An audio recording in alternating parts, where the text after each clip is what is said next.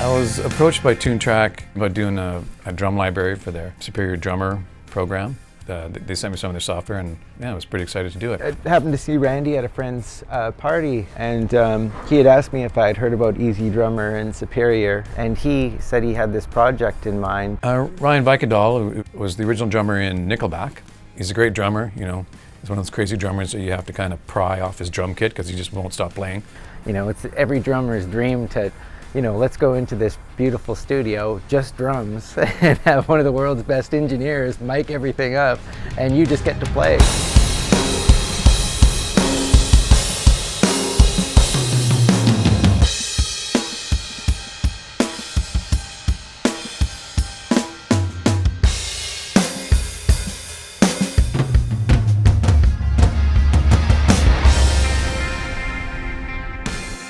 The Warehouse is a very well-known studio in Vancouver, obviously owned by Brian Adams. Well, it's a fantastic facility. You know, it's one of the top studios in the world. It really is. You know, technically, sonically, the people that run it, they're top-notch. Great gear. Absolutely blown away by not only the sound, but the choice of microphones the studio has to offer. The legendary Neve board that is in the studio as well. The room has a large custom Neve console, which is known as an Air Neve, of which only 3 were made.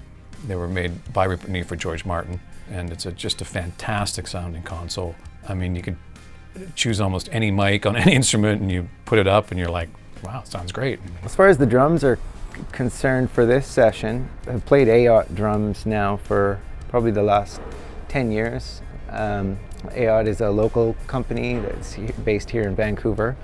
And they specialize in their wood hooped rims, so that their drums have a bit of a darker tone to them.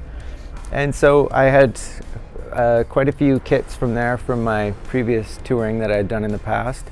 And I mean, growing up with different drummers from jazz to fusion to rock or whatever, Gretsch has always just been a household name for me, and I feel it really responds well to microphones, and just has an overall really rich tone, especially if you can get them in a nice sounding room.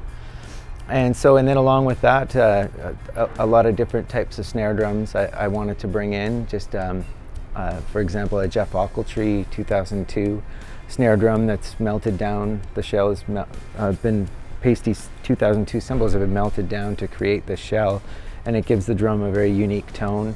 And some wood drums and some metal drums, and just to get a variety of different sounds that can work in all styles, I think.